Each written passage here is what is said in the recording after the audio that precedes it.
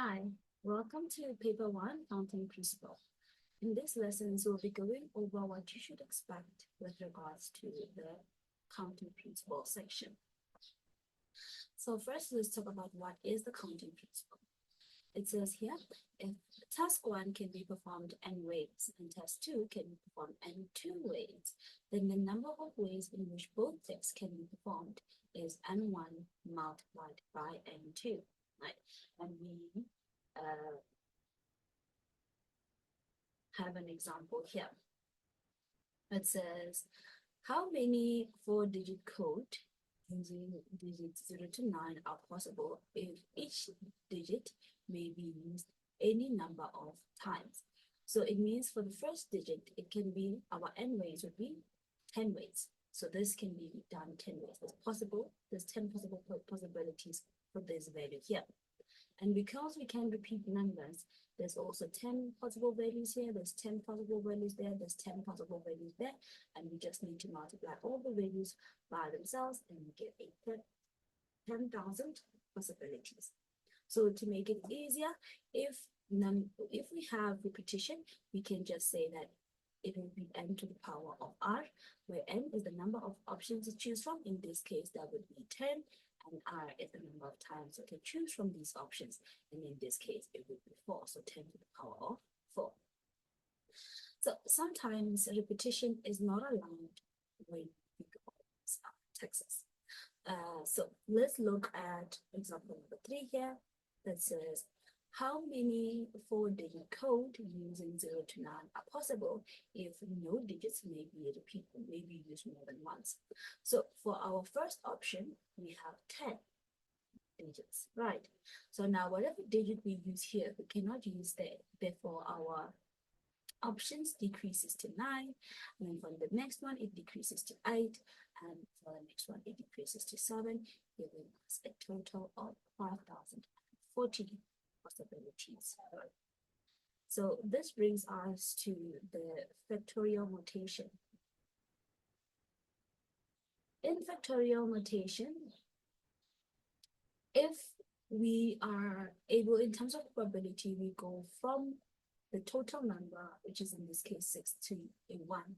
We call this a 6 factorial, right? We have other examples here where 4 factorial will be multiplied with 4, 3, 2, 1, 3, 3, 2, 1, and 2, 2, 2, 1, and 1, that would be 1.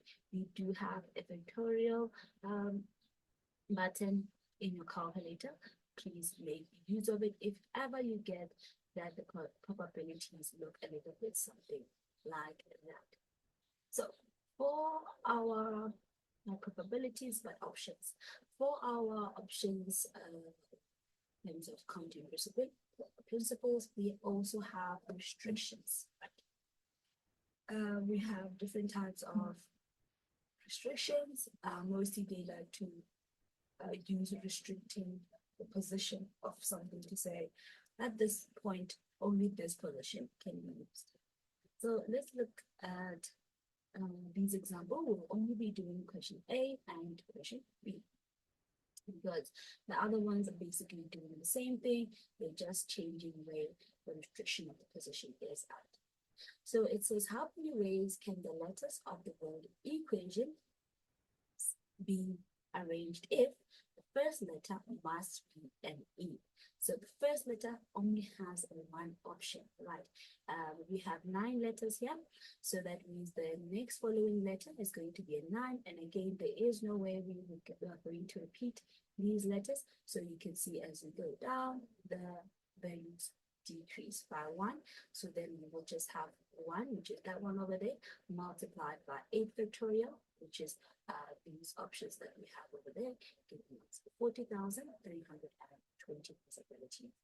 For the next one, they say the first letter must be an E and the last letter must be an S. So we're now restricting the first letter over here to only have one option, and the second letter and the last letter over there to also only have one option.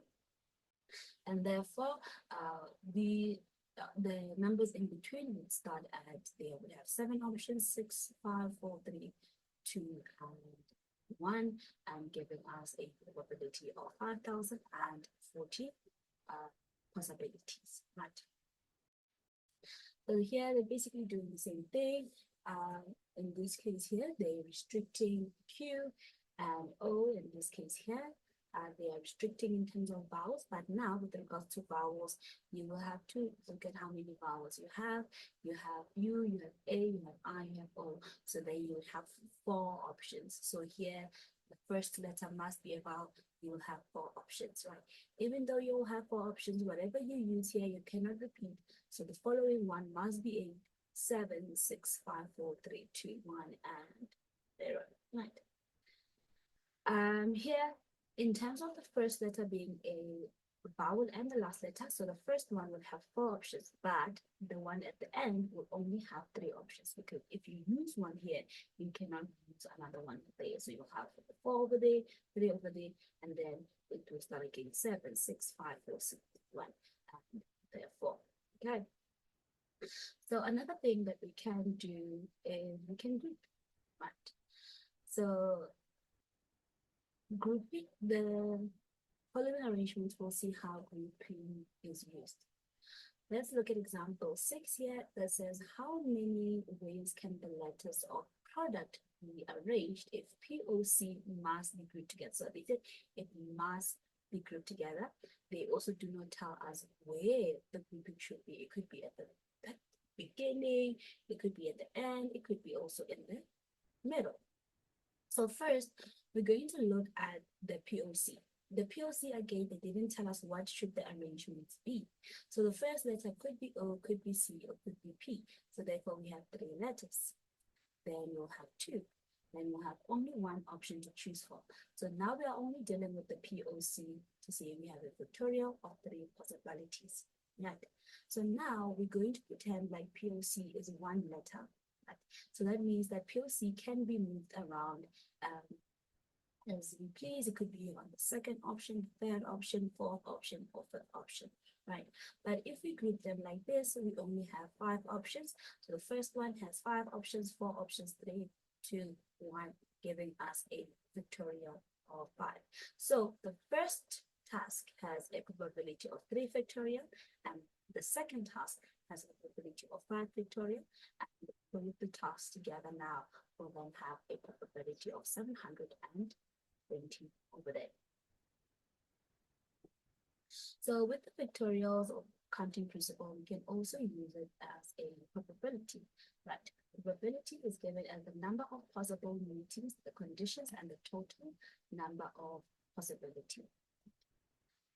So this one is easy to do. You will have a whole sample, and then they will ask you, let's go back here and look for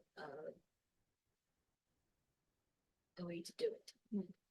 So here they say that the probability of you rearranging the word equation, but starting with an E has this many possibilities.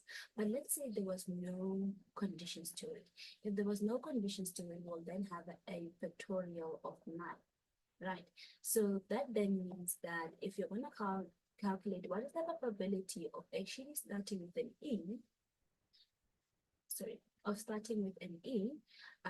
with regards to the rearrangement of the whole equation, it would be then a factorial of 8 multiplied by 1 over the total possibilities, which is a factorial.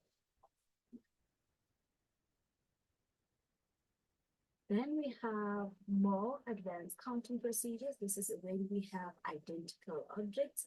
When n objects are arranged where there are M1 identical object, type 1, M2 identical object of type 2, and etc., then the number of different arrangement is given by. So n is the objects that are arranged, right? If it is repeating itself, let's say maybe a letter in your word that you're trying to rearrange is repeating itself, right?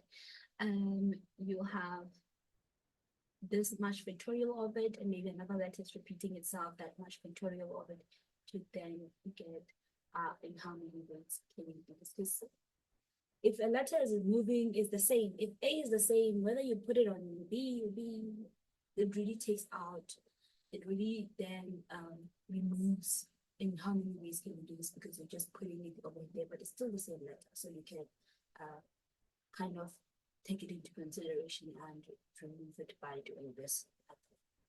Okay. For more examples of these, again, please take a look at the videos that we have going through past papers on the side, but also on YouTube. So